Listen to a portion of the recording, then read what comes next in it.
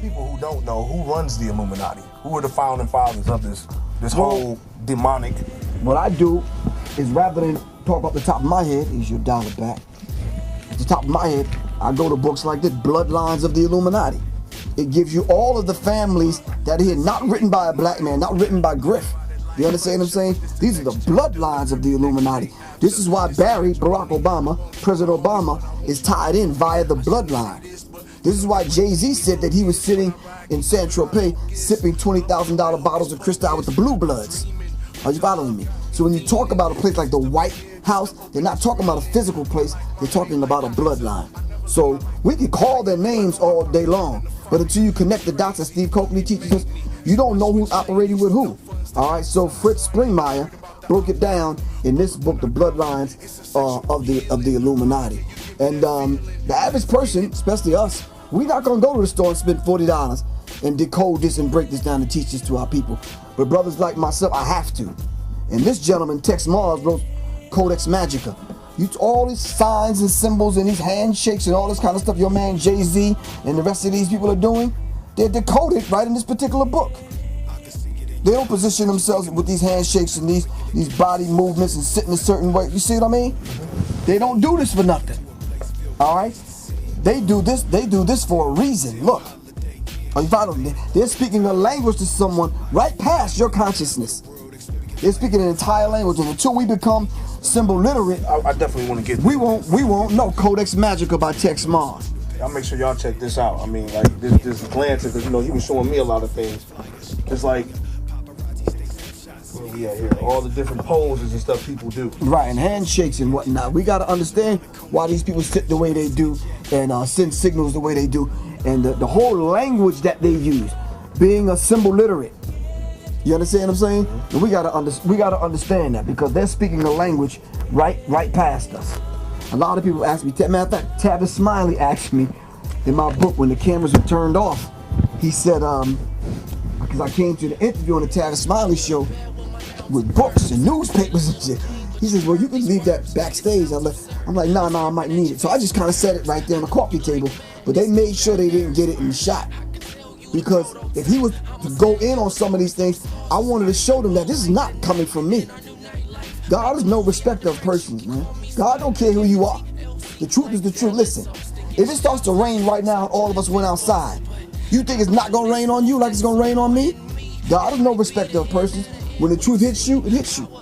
So what is Illuminati's purpose in the industry, and when did they infiltrate the industry? When did this all start in the industry as far as music? Well, globally, they want a total global enslavement.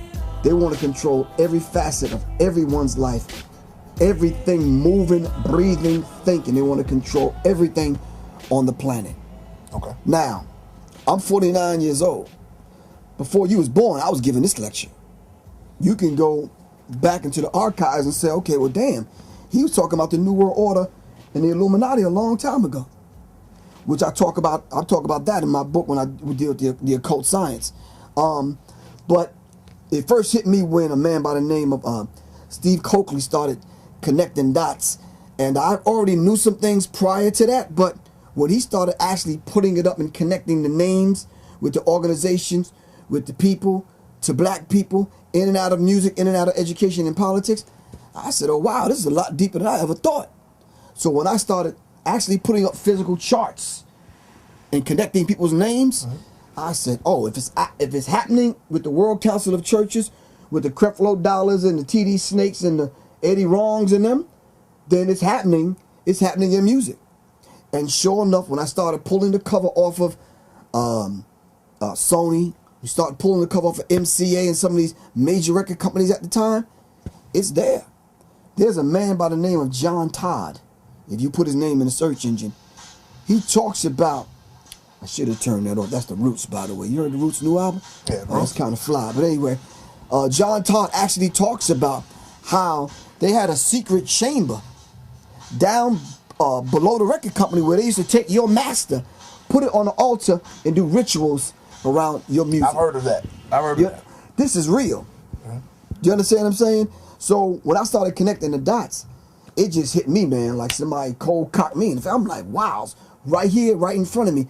But then I was really shocked, to answer your question directly, I was shocked to see the Jay-Z's and the Damon Dash and these kind of people, their behavior wasn't like it was early on. They were strictly hood.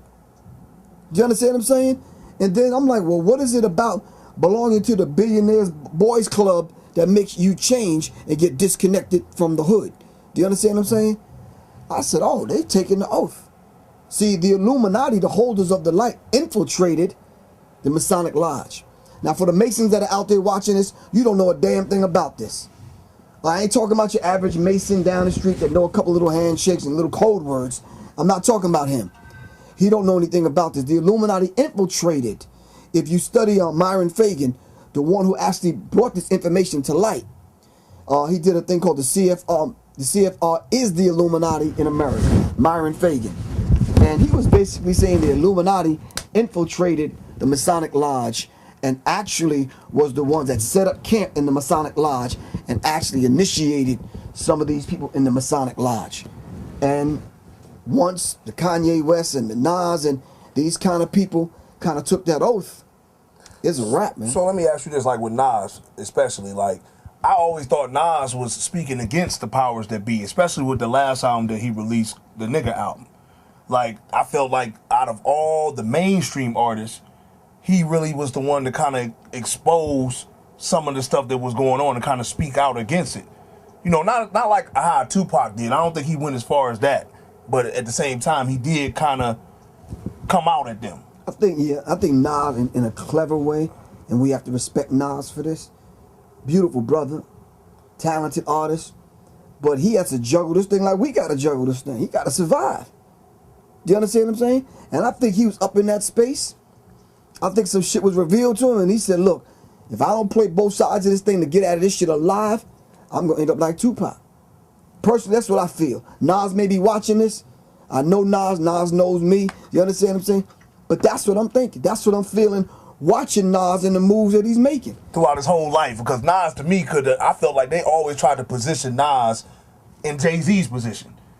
You know what I'm saying? Like, as far as, like, I feel like they approached each artist from different coasts, the main artists at the time, and approached them with the same ultimatum. Right. And the ones who they felt like didn't want it and were probably going to reveal something, they ousted. Right, but you know, so it's an interesting point simply because I tell people all the time, you don't choose them, they choose you. Right. So they had their eye on Nas for a long time. Now, we can't sit there and say for sure that they approached Nas, but I'm telling you, I'm willing to bet some money that they did. Look at his career and some of the things that he was trying to do. You understand? On a street level, trying to survive in the industry.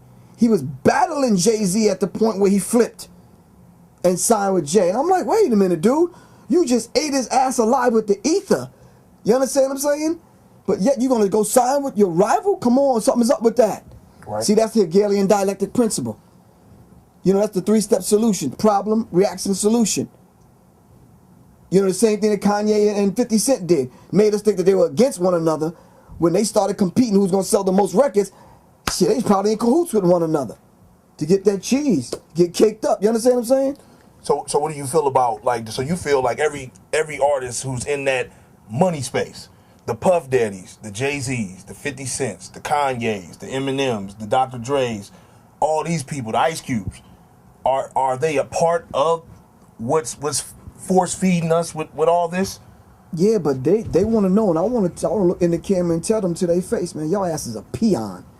When them crackers get a hold of your ass and they decide to do away with you like they did Michael Jackson, I'm warning you, I'm telling you, they killed Michael Jackson. I believe that. When they ready to get rid of your ass, you are done.